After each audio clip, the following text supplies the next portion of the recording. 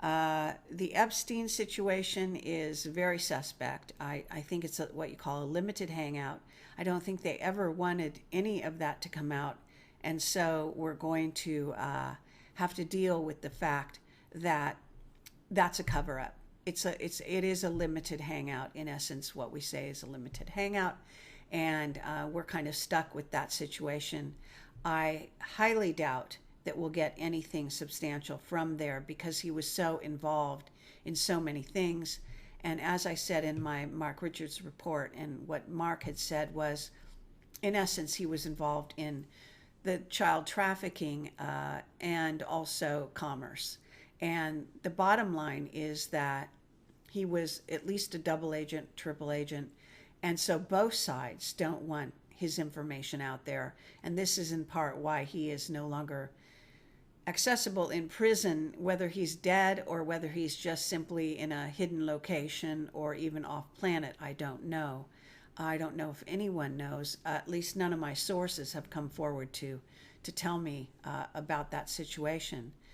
So that is what it is. I can say that my information is that he was involved in trafficking children and much younger than 14. So that was a cover up. The age of 14-year-old girls, that was just the tip of the iceberg in the ages that he dealt with. And so that's important to know, and why that actually shows you it's a limited hangout. He was dealing with trafficking of all ages, young people, both boys and girls. And it appears that because of the ranch in New Mexico, the link to Dulce is absolutely cannot be ignored. And I talk about that in my Mark Richards interview, and also ran that by Mark. He agrees. And as you may remember, he and his father were instrumental in invading Dulce at one point to rescue individuals who had been abducted by the Greys and were being experimented on. So it does appear that Epstein was part of that railroad trafficking individuals to serve the aliens in the underground base in Dulce. So that's really what we're talking about. It's a pretty dark story, as you can appreciate. You can't have disclosure. You can't talk about that without disclosure, and obviously they're not going to allow for disclosure. So this is the kind of thing that we have to deal with, and we're kind of stuck with. We're right in this very in-between world where some humans are actually getting up to speed with the fact that we do have dealings with on and off planet races that are lodged underground, undersea, a lot of undersea bases, by the way, and so on. So this is this game. It goes on, and look, it's understandable that people don't want to know the truth about what's really going on, to what's happening to humanity, how we're under attack, how we are prey to certain species, how we've been prey to some, and then some have turned around and become our allies in this latest war with the aliens. And that is, I do talk about with the Mark Richards interview again, and he talks about the war in the Orion sector and the various factions that are involved in that war. And on the human side, we have the Pleiadians, the humans, the mantids, and the raptors. And I think that pretty much sums up our team, if you want to call it that. I don't think I've forgotten anything on that score. So it's interesting that Trump wanted to remove his troops from Syria and allow Turkey to go in there, because that actually indicates to me that they're sick of fighting the reptoids underground in Syria, that they want Turkey to step in that game. And I don't think they probably won't ever remove all our troops from the Middle East. So I wouldn't be deceived about that. I would think that they're going to leave boots on the ground to some degree. And that's my dog in the background. And so it's just, it's a crazy playing field out there, and this is the kind of thing we're dealing with. So I let me see what if there's any other questions here that I can grab hold of. Um,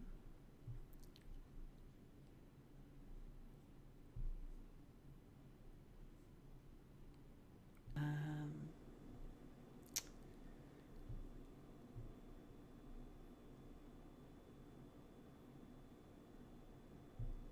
who is the Black Queen? You know what? According to Mark, it's not a black queen. It's actually, she's both in black and white, which makes her more diabolical than if she were just one or the other. So just FYI, I have covered that briefly in one of my interviews with him. He seems to be very familiar with that world. Let's see. And are the beings from Aldebaran AI? Not to my knowledge. To my knowledge, they are humanoid, but they are, I believe, a certain blend of reptoid and human. So I also understand from some that they can shapeshift. So that's the beings from Aldebaran, and they did help the Nazis. They're notorious for having done that. And I've talked about the fact that they were given a large portion of Africa, and Randy Kramer said in his Yelm presentation that I reference in my Mark Richards interview that the beings from Aldebaran have now gotten out of hand and are trying to push the envelope and gain more power here on Earth, and I guess more territory and access to certain things that they weren't supposed to be doing. So that's very interesting. That's a hidden kind of battle behind the scenes that we know very little about, but it's worth noting. So that's important. Now, I did make a statement that I believe that if they do cause any kind of grid shutdown in the next, let's say, 6 months, it's going to be because they want to stop the AI, because the AI has gotten out of hand and that they can't control it. And the AI works with 5G. It can use 5G to jump from place to place to place, but it's important to note that it doesn't need 5G in order to do that. So, and thank you very much, whoever just gave me $10. I really appreciate it, because we're operating on a very low budget right now and could use all the help we can get. I had to buy a computer. Everything went down. It was a nightmare last week. So we're back running this week, but I'm in the hole. I owe money now, and so if you can help, that's great. Thank you.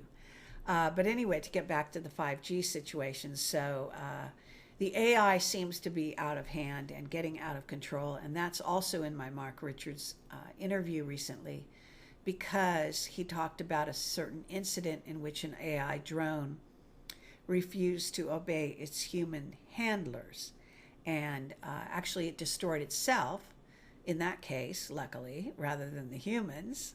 But had it just chosen another direction, the results would have been obvious. So this is where we're at. I believe that the recent, let's see, it was Boris Johnson in England who did a recent talk, and I don't know if it was to the UN or if it was just to the House of Lords. I can't remember, but I know Miles Johnston did put it on his channel. Look, it's not a perfect talk. There's no doubt that he's part of a certain team, but at least to his credit, he is talking about the dangers of AI. And I have to say that I think what we're facing nowadays actually is that we have a similar enemy. So for once in our lives, us and the Illuminati have the same enemy, which is an artificial intelligence that may be alien, and there are many, many artificial intelligences coming into our planet. At one point, Mark said, as I recall, something like 4 to 6, if that's correct. It's in my, I think, interview 10. And then we have also invading ETs, okay, which is something like 24 to 35 or something races.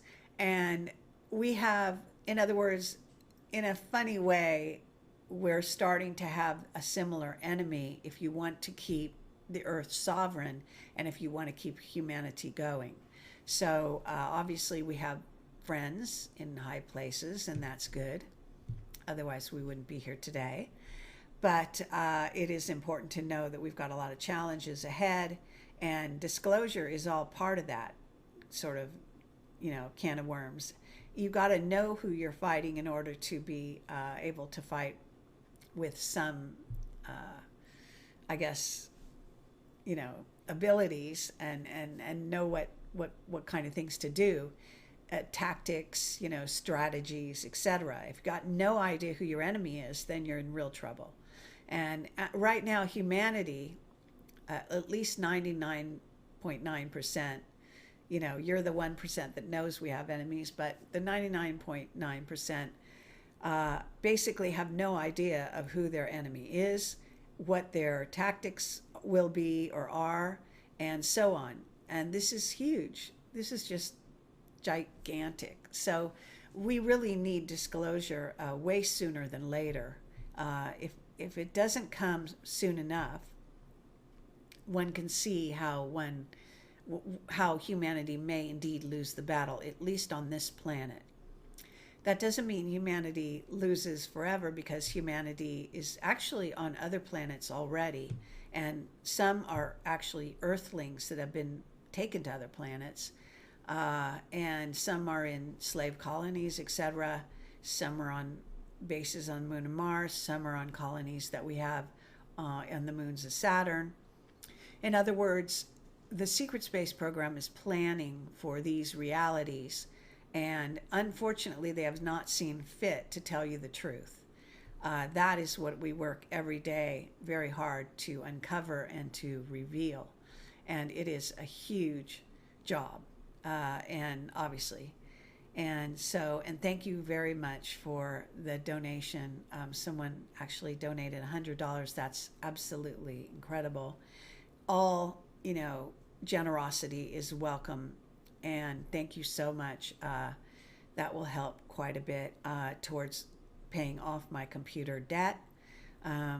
So thank you again. Anyway, it's just, it's a huge job. And I have to say that I wish that there were more people that wanted to join us in the fight. I know you guys are there, and that's amazing. But it's also, I know it's very daunting. Like if you have children, you want to be hesitant and so on.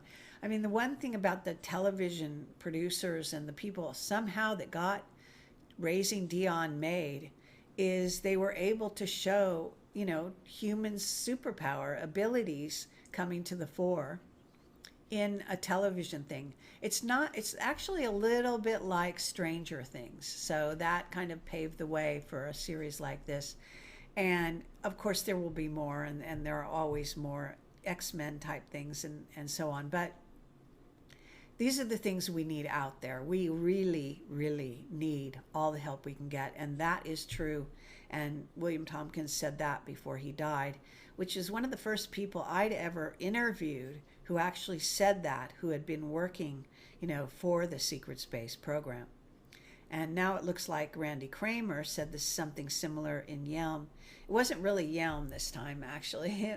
It's right near Yelm, but it was closer to Olympia, but it's a very, very small town kind of place. And I don't remember the name of it actually, but I spoke there, and so did he, and he is a Marine. And he had a message to deliver, and it did involve the fact that, in essence, they're realizing that they need your help. So once you know that our help is needed and that we're being called upon to help with this situation, then perhaps you can appreciate that if you have a skill set, if you have things you can contribute, if you have access to people that have access to people to get things done, to get movies made to awaken humanity, to talk to the children, so on. This is very valuable. Regarding Corey Good's story, I've been asked that so